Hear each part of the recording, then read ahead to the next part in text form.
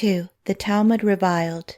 The Christian of today is bombarded from all sides with reference to our Judaeo-Christian heritage, our Judaeo-Christian civilization, and the, quote, brotherhood, end quote, which should prevail, presumably between Christian and Talmudic Judaism.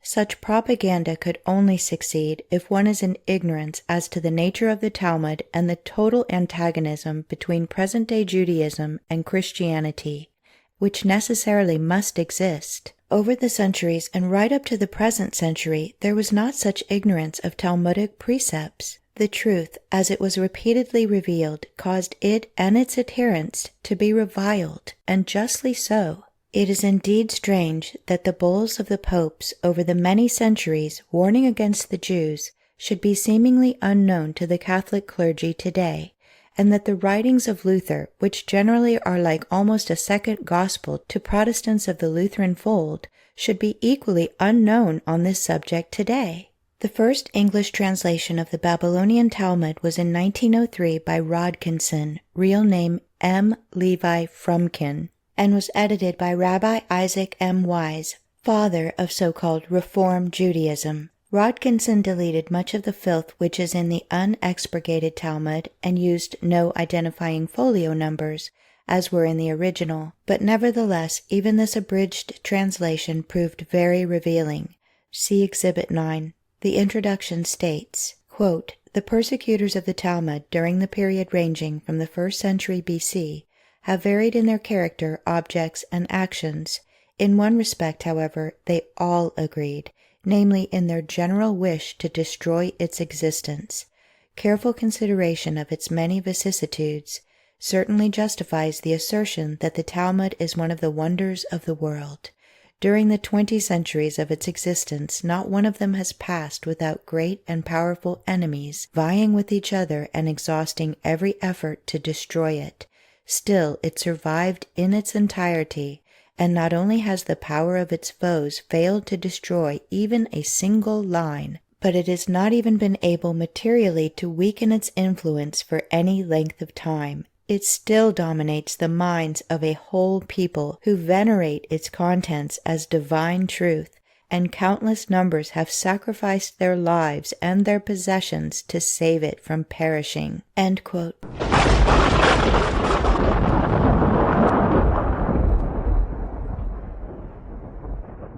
Emperor Hadrian and the Talmud. Hadrian was emperor of the Roman World Empire from 117 AD to his death 138 AD. In 132 AD, the Jews began a revolt, and for 4 years carried on a bloody war. Otherwise, Hadrian's reign was peaceful. The reason for this Pharisee revolt is told by Rodkinson in his History of the Talmud. Quote, "One of the causes of the great revolt against the Romans at this time was the prohibition by the Roman government of the study of the Talmud. They rebelled, led by Bar Kochba. Rabbi Akiba was the first to become his adherent, who journeyed from town to town inciting the Pharisees to rebel. It is not surprising, therefore, that Hadrian was not contented merely with the massacre of the sages of the Talmud, but was intent also on the destruction of the Talmud itself. He decreed that if any of the old rabbis should qualify a young rabbi, both should be put to death, believing that with the death of the elder generation, the Talmud would be forgotten and the Jews would blend with the nations and its memory be obliterated, because he very well knew that as long as the Talmud existed, there was little hope for the assimilation of the Jews with other nations. This decree, however, was not executed. The efforts of Hadrian met with no success. He saw the Talmud still existing, uniting Jews into one people, and establishing it still more firmly as a national and religious whole. The Talmud regained its former power and influence." End quote.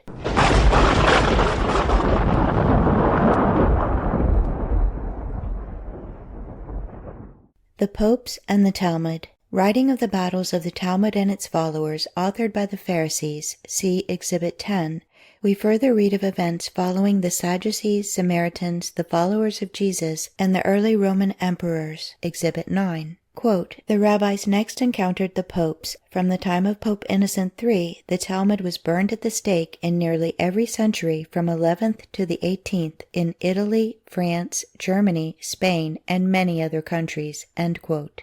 Rodkinson speaks of the disputations which the popes and kings held, in which the accusers of the Talmud were answered by its defenders. The results were always that when the criminality of the Talmud was revealed in all its horrors, the Talmud was ordered burned, expunged, or censored.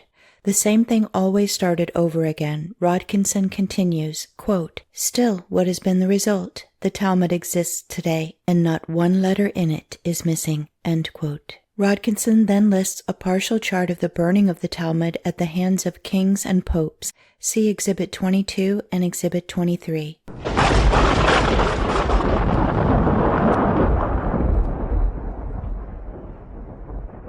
The Talmud at the Stake, by Time, Place, and Persecutor.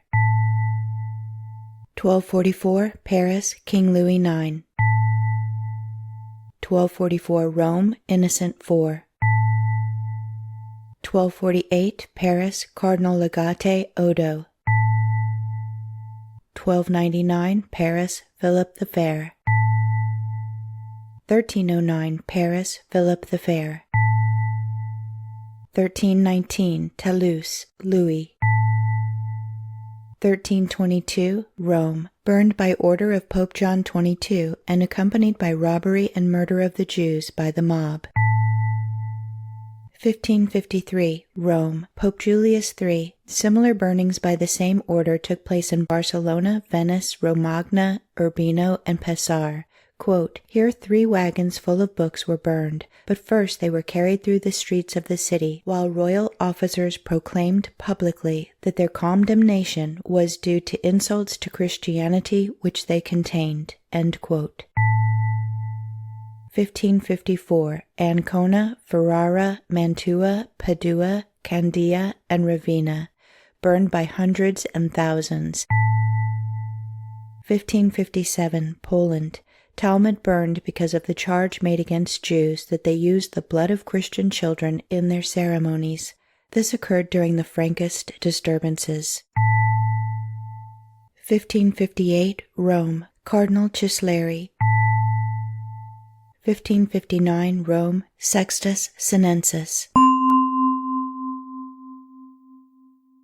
Jewish encyclopedias give credit, however, to various popes for stopping violence against Jews, for seeking to convert them, and securing certain rights for them in territories over which they exercised temporal power. Although the bishops were issuing restrictive laws against Jewish aggressions, long before this, the reign of Gregory the Great, 590 through 604, is taken as the starting point of consistent relations between the Jews and the popes. He condemned the holding of Christian slaves by Jews. Pope Leo VII wrote the Archbishop of Mayence a reply telling him he might offer his Jews the choice between conversion or emigrating. Anacletus II, anti-pope, was a Jew, and his claim to the papacy always contested. Benedictus VIII had a number of Jews put to death for blasphemy against Jesus. Gregory VII charged the German Emperor Henry IV with favoritism toward the Jews and, quote, in 1078 he renewed the canonical laws which prohibited giving Jews power over Christians. Jews might not be employed as tax farmers or mint masters, end quote. Pope Calixtus II, 1119 through 24, and Pope Alexander III are cited for pro-Jewish acts. Innocent III is the most hated of the popes in Jewish literature. In 1215, the Fourth Lateral Council, which he convened, quote, renewed the old canonical prohibitions against trusting the Jews with public offices and introduced the laws demanding that Jews should wear a distinctive sign on their garments. Nevertheless, he protected them against the fury of the French Crusaders, end quote. Pope Innocent III in a long decree stated, quote, that the Jews are not to be killed by anyone, but they are to us dangerous as the insect in the apple, as the serpent in the breast. Since therefore they have already begun to gnaw like the rat and to stink like the serpent, it is to our shame that the fire in our breast which is being eaten by them does not consume them. Although Christian piety tolerates the Jews and allows them to continue with us, although the Moors will not tolerate them, they must not be allowed to remain ungrateful to us in such a way as to repay us with contumely for favors and contempt for our familiarity. They are admitted to our familiarity only through our mercy." End quote.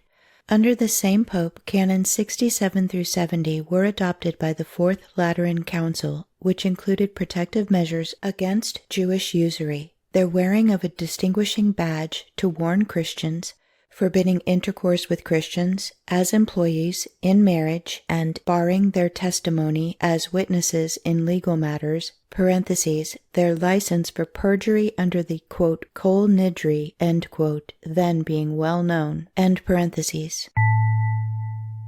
You will find the link for Kol Nidre below. Quoting Rodkinson, Gregory IX, in various official documents, insisted on the strict execution of the canonical laws against the Jews. His successor, Innocent IV, ordered the burning of the Talmud in Paris, 1244. Though Emperor Sigismund, who was heavily indebted to them, they, the Jews, obtained from Pope Martin V, years 1417 through 31, various bulls, 1418 and 1422, favorable to them.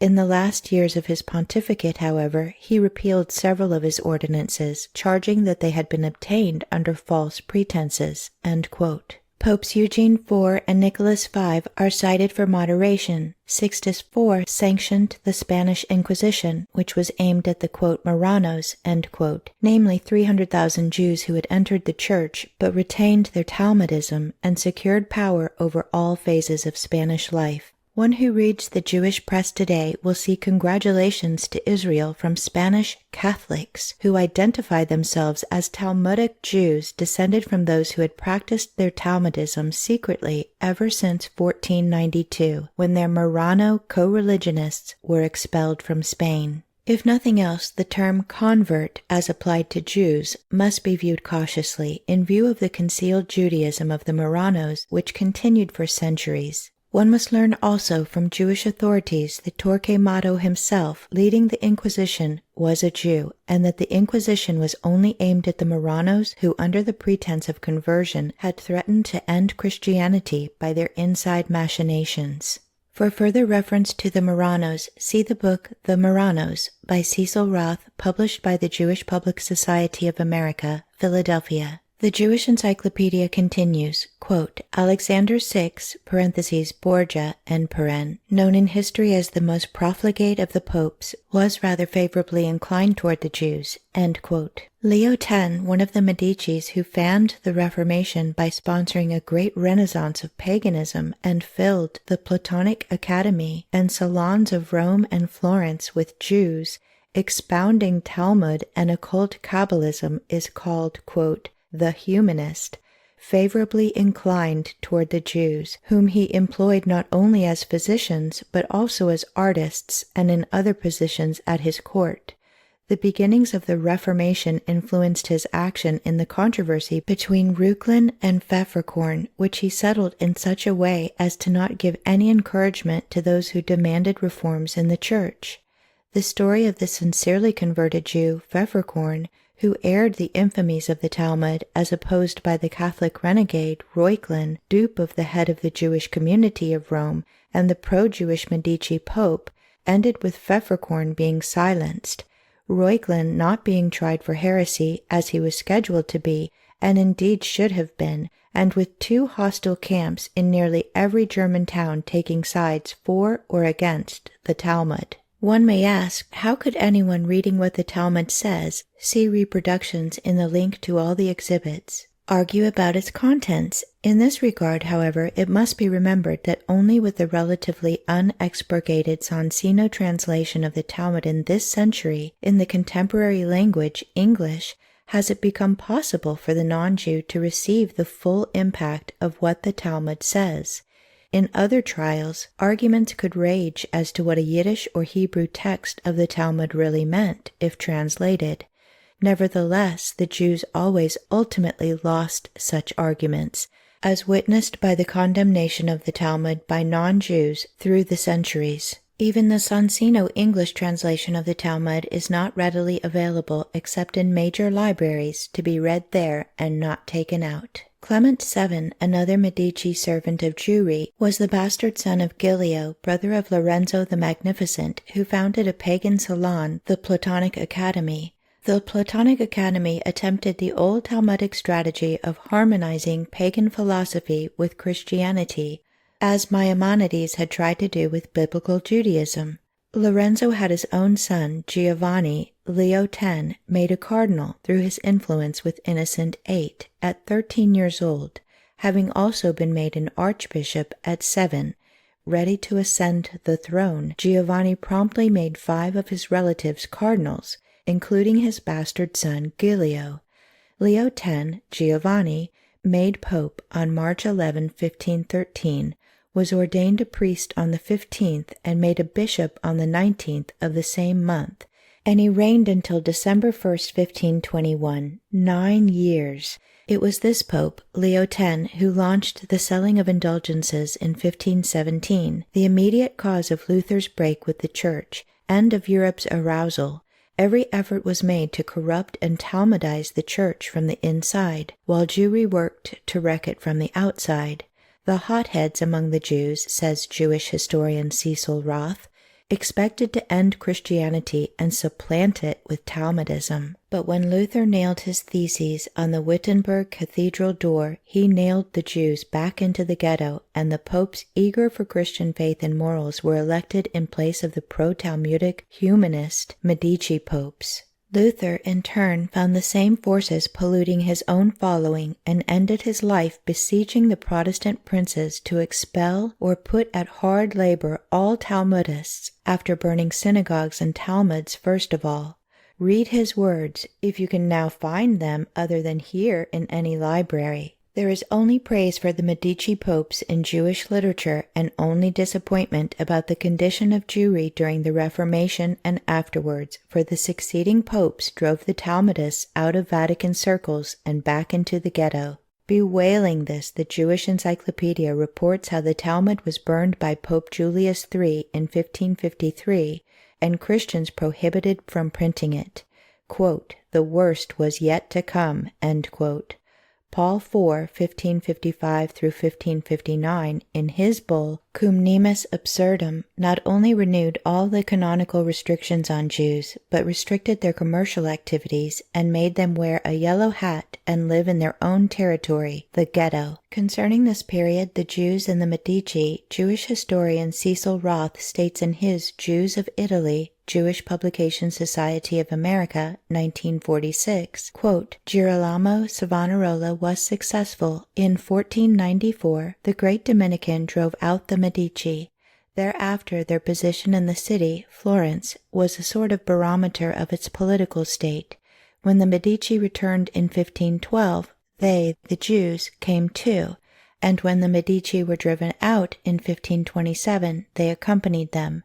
It was only when the ruling house was at last securely established, from 1530 onwards, that the interruptions end and the continuous history of Florentine Jewry begins." End quote, page 190. Also, quote, "When Martin Luther nailed up his famous theses on the cathedral door at Wittenberg, thereby setting the machinery of the Reformation in motion, the fate of the eager Jewries of Renaissance Italy were sealed. Threatened by this dangerous movement of secession, the Catholic Church began to set its house in order, more systematically and more comprehensively than ever before, in the process known as the Counter-Reformation. No longer were the popes to be preeminently enlightened patrons of literature, science, and the arts, with worldly inclinations and interests.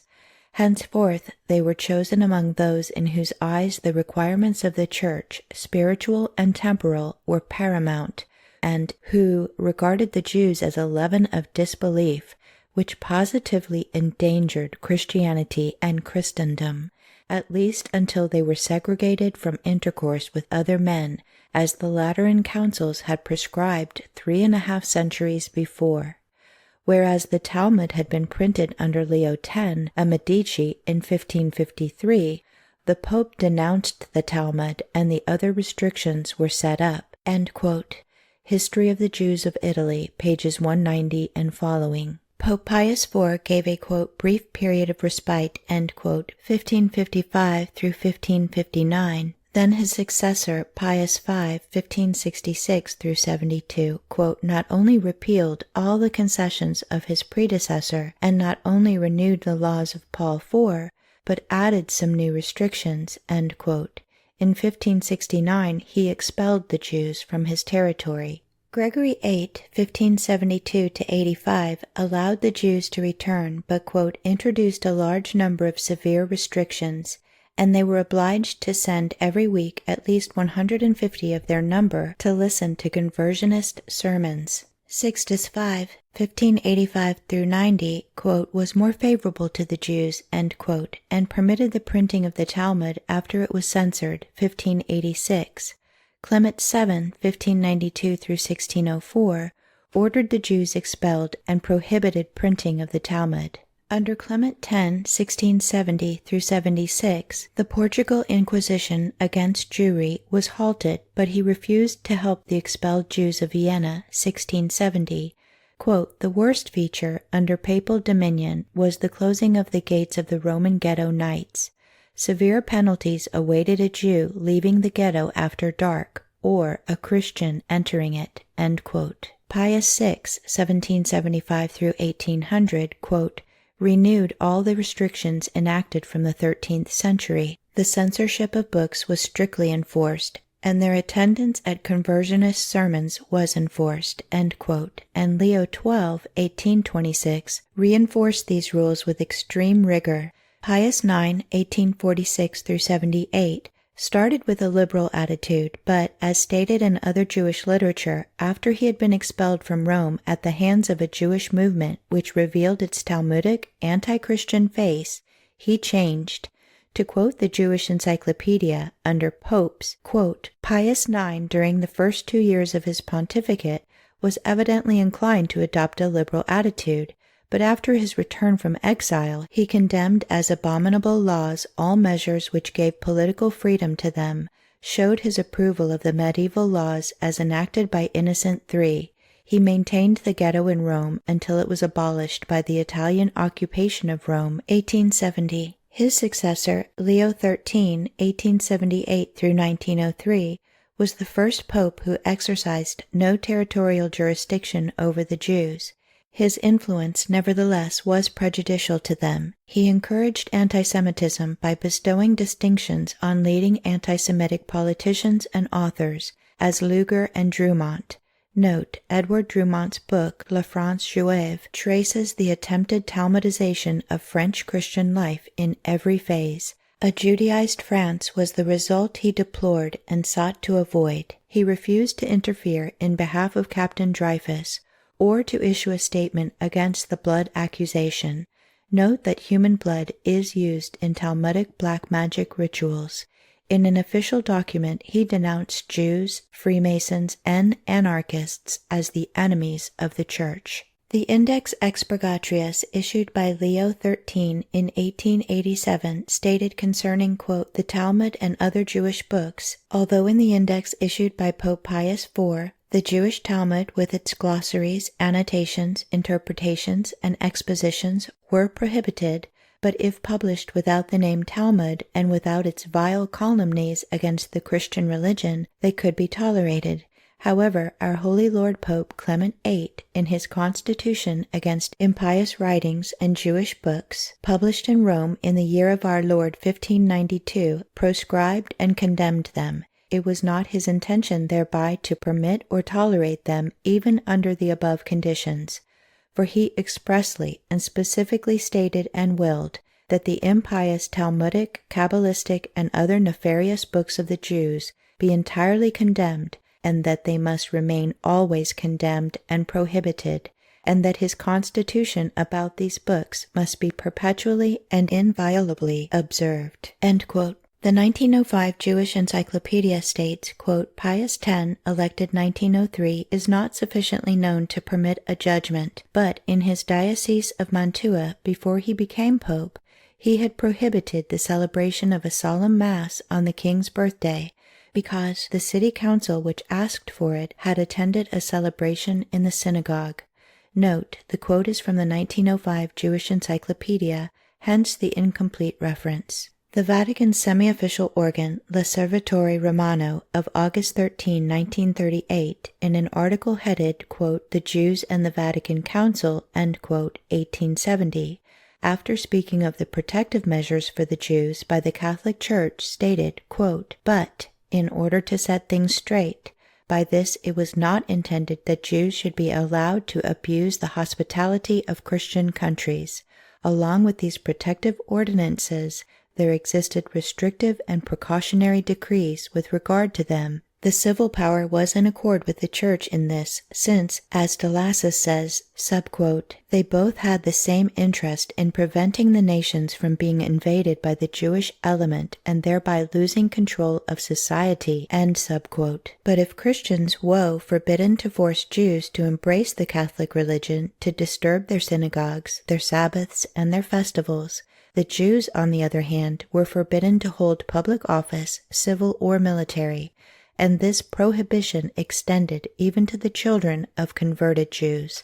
The precautionary decrees concerned the professions, education, and business positions." End quote.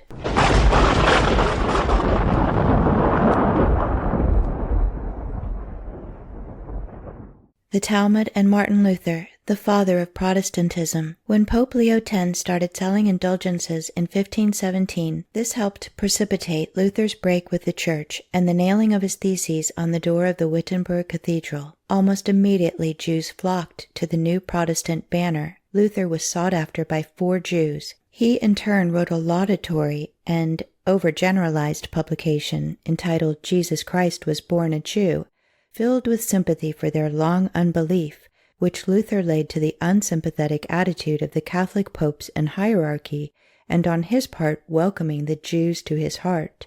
Present-day Catholic and Protestant sources are largely ignorant, however, of the fact that later Luther found that Jews who had encouraged him to break with the Church were attempting to Judaize his followers.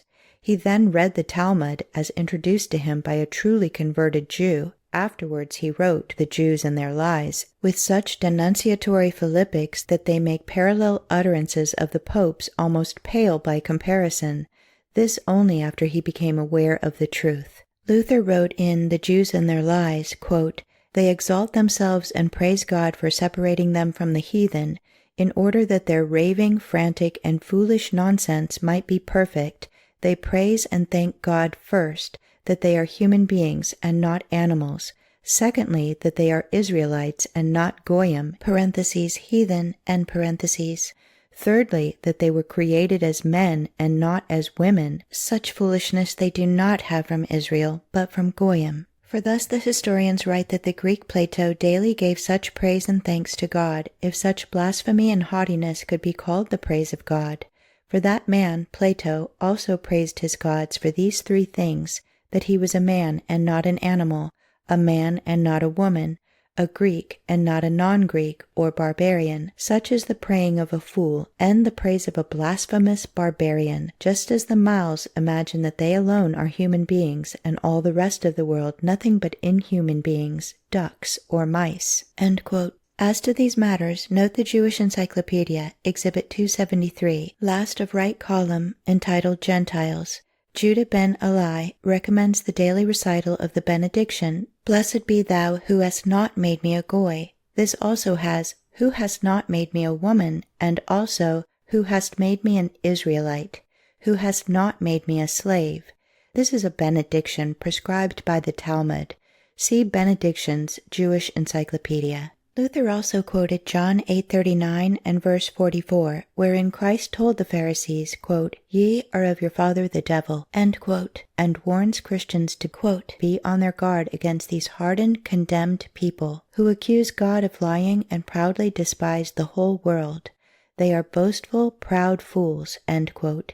He goes on to call them, quote, "liars and bloodhounds," end quote. Luther then cites the book of Esther. Catholic and Protestant theologians in all centuries have protested Esther as being unhistorical, irreligious, parentheses, the name of God does not at once appear in it, end parentheses, and out of place in the Bible. Luther states, quote, they are the real liars and bloodhounds who have perverted and falsified the entire scriptures from beginning to end without ceasing, with their interpretations. Oh, how they love that book of Esther, which so nicely agrees with their revengeful people, they who imagine themselves to be the people of God, who desire to think they must murder and crush the heathen, as they at first demonstrated against us Christians, and who would like to do so now if only they could. End quote. Without any modern-day Jewish encyclopedias or Sansino translations of the Babylonian Talmud, one sees that Luther nevertheless understood perfectly the way the Talmud blasphemes and hangs obscene charges on Christ through double talk and words.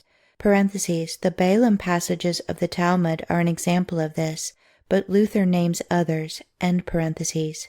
Luther recognized that any Messiah expected by Jewry was only supposed to lead them in slaughter to power, stating, quote, the Jews desire no more from their Messiah than that he should be a Kochba, end quote, leader of the Pharisee revolt against Rome in 135 AD, in which, according to historian Gibbon, about 1 million non-Jews were sadistically slaughtered. Quote, and a worldly king who would slay the Christians, divide the world among the Jews, and make them rich lords. End quote. Luther reflected upon that passage in 2 Peter 2 about those who, quote, speak great swelling words of vanity, end quote, promise liberty, but, quote, they themselves are the servants of corruption. For it had been better for them not to have known the way of righteousness than, after they had known it, to turn from the holy commandment delivered unto them. According to the true proverb, the dog is turned to his own vomit again, and the sow that was washed to its wallowing in the mire. End quote. Luther also wrote, quote, how much better it would be if they did not have God's commandment, or did not know it, for if they did not have it, they would not be condemned. They are condemned because they have God's commandment and do not keep it, but act against it without ceasing. In like manner, murderers and whores, thieves and scoundrels, and all evil men could boast they are God's holy and chosen people because they have His word, and know that they should fear and obey Him. End quote. By then Luther knew the Talmud, and he continued, quote, the heathen philosophers write much more honorably. They write that man by nature is obligated to serve others, also to keep his word to his enemies. Yea, I maintain that in 3 fables of Aesop there is more wisdom to be found than in all the books of Talmudists and rabbis, and more than ever could come into the hearts of Jews. Should someone think I am saying too much, I am not saying too much, but too little. For I see in their writings how they curse us Goyim and wish us all evil in their schools and prayers. They rob us of our money through usury. They play us all manner of mean tricks. What is worst of all, they teach that such should be done. No heathen has done such things, and none would do so except the devil himself and those whom he possesses like he possesses the Jews. Luther continued as to the Talmud, quote, thus they call him, Jesus, the child of a whore, and his mother Mary a whore, whom she had in adultery. Reluctantly I must speak so coarsely in opposing the devil. We do not call our wives whores as they call Maria, the mother of Jesus. We do not call them bastards as they call our Lord Christ. We do not curse them, but wish them all manner of bodily and spiritual good. Permit them to lodge with us. We don't steal and mutilate their children, do not poison their water, do not thirst after their blood. Now behold, what a nice, thick, fat lie it is when they complain about being captives among us. Jerusalem was destroyed more than 1400 years ago, and during that time we Christians have been tortured and persecuted by Jews in all the world. For nearly 300 years we might well complain that during that time they captured and killed the Christians, which is the clear truth. On top of that, we do not know to this day what devil brought them into our country. We did not fetch them from Jerusalem. On top of that, no one is holding them now. Land and highways are open to them. They are a heavy burden to us in our country, like a plague, pestilence, and nothing but misfortune. Should the devil not laugh and dance when in this manner he can have his paradise among us Christians, and to thank us, blasphemes and curses God and man? Now what are we going to do with these rejected, condemned Jewish people? End quote. After Luther became conversant with the Talmud and the ritual cursings of so-called Judaism, his counsel exactly matched that of the ever-reinforced edicts of the beleaguered popes. A person who condones such blasphemies, he said, partakes of them. He said they should be forced to leave the country. Quote, "We should not suffer it after they are among us, and we knew about such lying, blaspheming, and cursing among them, lest we become partakers of their lies, cursing, and blaspheming. We are not permitted to take revenge. Revenge is around our necks 1,000 times greater than we would wish them. I will give you my true counsel. First, that we avoid their synagogues and schools, and warn people against them, that God may see that we are Christians and have not knowingly tolerated such lying, cursing, and blaspheming of his Son and his Christians. For what we have so far tolerated in ignorance, I myself did not know it. God will forgive us. Moses writes in Deuteronomy that where a city practiced idolatry, it should be entirely destroyed with fire and nothing left.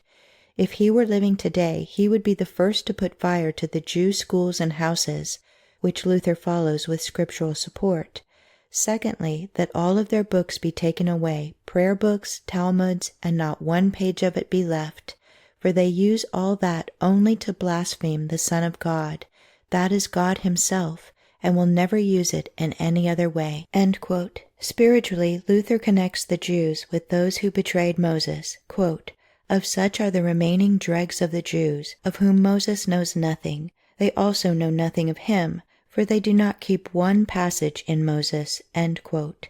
This reminds one of the constantly recurring charge of Christ that the Pharisees violated and nullified the laws of Moses, such as, quote, "The scribes and the Pharisees sit in Moses' seat." Matthew 23:2. In other words, they occupy his throne, giving forth as Mosaic law their own foul permissions which they attribute to, quote, "oral," unquote, laws Moses handed down to their group, unknown to the rest of the world. In 1543, Luther replied to the Talmudic charge that Jesus did his miracles by magic with the tetragrammaton, or Shem Hampharash, the consonants of the word Jehovah, by which rabbis supposedly summoned demons.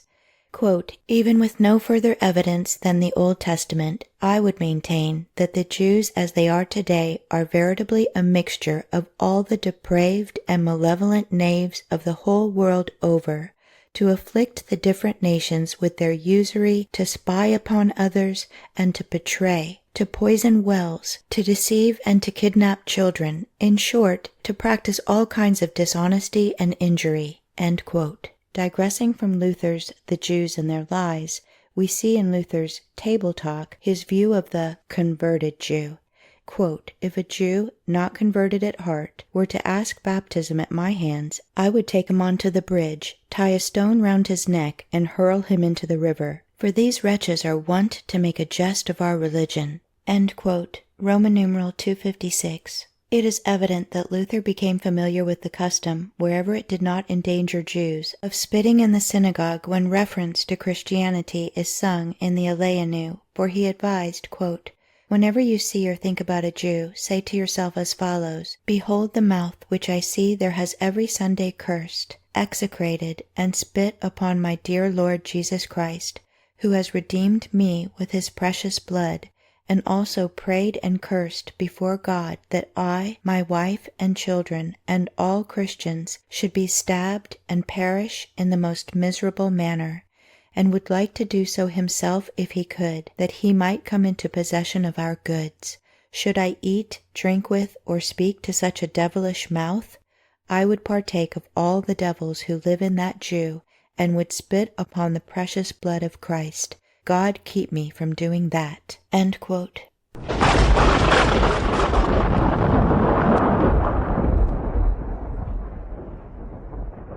Luther's last sermon. Repeatedly, Luther warns the clergy against participation in the blasphemies of Judaism by aiding or enduring these in any way. His last sermon included this, quote, "You, my lords and men of authority, should not tolerate but expel them. They are our public enemies and incessantly blaspheme our Lord Jesus Christ. They call our Blessed Virgin Mary a harlot and her Son a bastard. If they could kill us all, they would gladly do so. In fact, many of them murder Christians, especially those professing to be surgeons and doctors. They know how to deal with medicaments in the manner of the Italians, the Borgias, and the Medicis, who gave people poison which brought about their death in 1 hour or a month. As a good patriot, I wanted to give you this warning for the very last time, to deter you from participating in alien sins. You must know I only desire the best for you all, rulers and subjects.